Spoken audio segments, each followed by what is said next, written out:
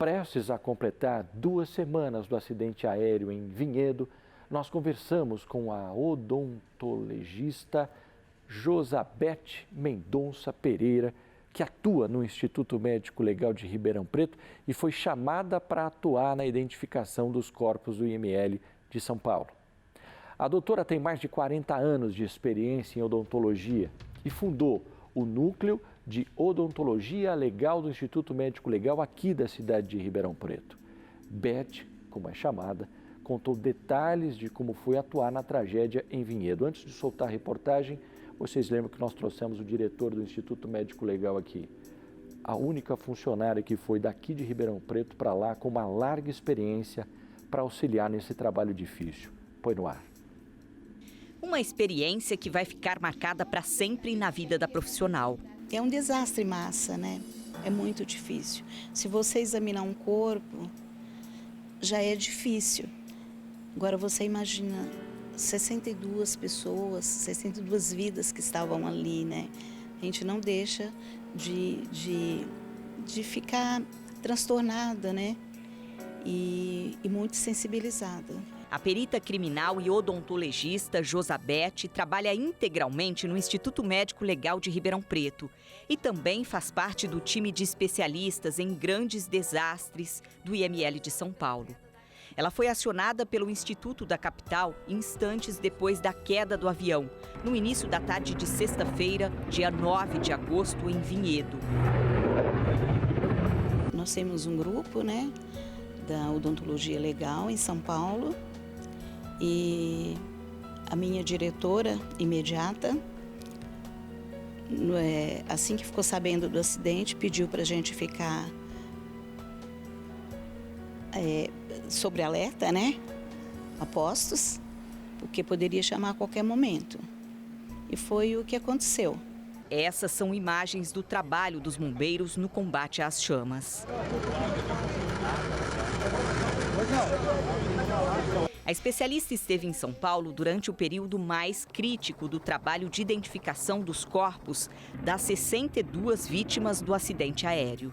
Eram periciados, examinados, 3 corpos por vez, que era simultâneo. De acordo com a perita, os mais de 60 especialistas foram divididos em equipes que se revezavam em turnos. Como o reconhecimento dos cadáveres demandava controle total dos processos, os profissionais chegavam a ultrapassar 10 horas ininterruptas de trabalho. Os atendentes de necrópsia, né? Eles iam trazendo os corpos, colocavam nas macas. Cada equipe já direcionava, começava os exames, né? E era assim, todo mundo junto, simultâneo, fazendo... Cada um fazendo alguma coisa, elaborando, auxiliando no material, no instrumental, sempre fazendo alguma coisa. Como odontologista, Beth ficou responsável por analisar, entre outros aspectos, a arcada dentária dos ocupantes da aeronave. Esse exame dos arcos dentais é feito por confronto. E para o confronto é necessário de documentação odontológica, né? Vindo da família, de cada família. A princípio, ela conferia características mais simples, como aparelhos fixos, próteses e implantes. Beth também comparava as informações genéticas das vítimas com as que eram fornecidas por familiares por meio de exames clínicos e radiografias. Relatório médico, anamnese, radiografias, aparelho ortodôntico, de um modo geral. A perita conta que, mesmo devastadas pela perda de entes queridos, as famílias contribuíram efetivamente com os especialistas. Eles colaboraram bastante e, assim, em pouco tempo já tinha bastante documentação. E, porventura, aqueles que a gente não conseguiu, ou os colegas não conseguiram identificar através da documentação, né, foi feito através de papiloscopia, né, a identificação e antropologia. Segundo Beth, todos os corpos foram atingidos por fogo, em maior ou menor grau. Apesar disso, como grande parte das vítimas morreu em posição de impacto, as digitais estavam íntegras, o que foi um fator facilitador para o reconhecimento. Nós recebemos os corpos no IML e como estavam carbonizados,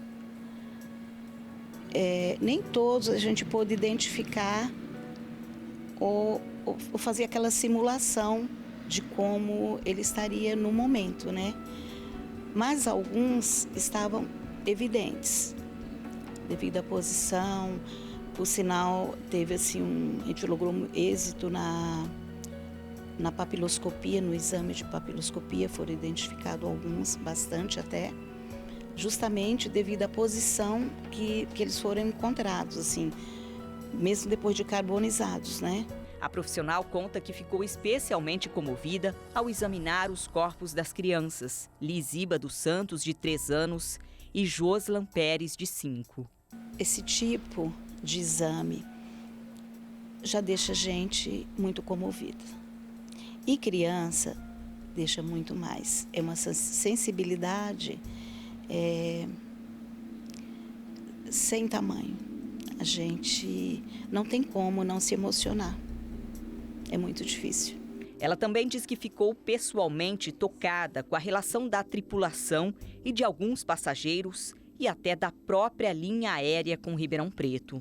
A sensibilidade e o sentimento é bem maior, que a gente já fica comovido com a perda de tantas vidas, né, que se foram. E você vê um grande número de jovens. Então, assim, crianças, como eu já disse, então deixa a gente muito sensibilizada. E por ser em nossa cidade, a empresa daqui, ter vítima daqui, então é significante a sensibilidade, o que a gente sente, né? A odontologista teve outra experiência relacionada a um acidente aéreo e com Ribeirão Preto. Em 2014, quando um helicóptero caiu em uma plantação de milho e matou 2 pessoas, em Bonfim Paulista, distrito da cidade. Beth traçou um paralelo entre as tragédias e fez uma comparação entre as tecnologias disponíveis para o trabalho em cada uma das épocas. Com o tempo, a tecnologia é muito rápida, né? Então, só tem a melhorar. Sem dúvida alguma, tem melhorado bastante. Beth se formou em odontologia há mais de 40 anos. Prestou concurso para a perícia e deu início à carreira em São Paulo. Em 2002, fundou o Núcleo de Odontologia Legal do IML de Ribeirão Preto. Eu digo que eu amo a odontologia, né? Porque é uma profissão que eu escolhi a dedo. E eu gosto muito. Mas eu sou apaixonada pela perícia. E eu faço assim com maior amor, com maior dedicação e afinco. A especialista conta que mesmo com as pausas entre o trabalho, só foi possível descansar de fato quando cada uma das vítimas retornou às famílias. Garantir que os familiares pudessem se despedir, para ela, foi a etapa mais importante. Muito exaustivo, né? Mas a gente queria fazer o máximo, né, para entregar os corpos para as devidas famílias, para amenizar um pouco a dor, dar um pouco de paz. Olha, eu vou dizer uma coisa para vocês. Poucas são as emissoras que conseguiram, aliás, acho que ninguém conseguiu trazer um outro lado para vocês. O lado da tragédia, o lado de tudo como aconteceu, todo mundo levou, né? A gente conseguiu aqui trazer para você um pouco do bastidor disso. O que é difícil, né? Desde quando o Dr. Diógenes veio aqui, que é o diretor do IML, então nós conseguimos chegar na doutora Beth.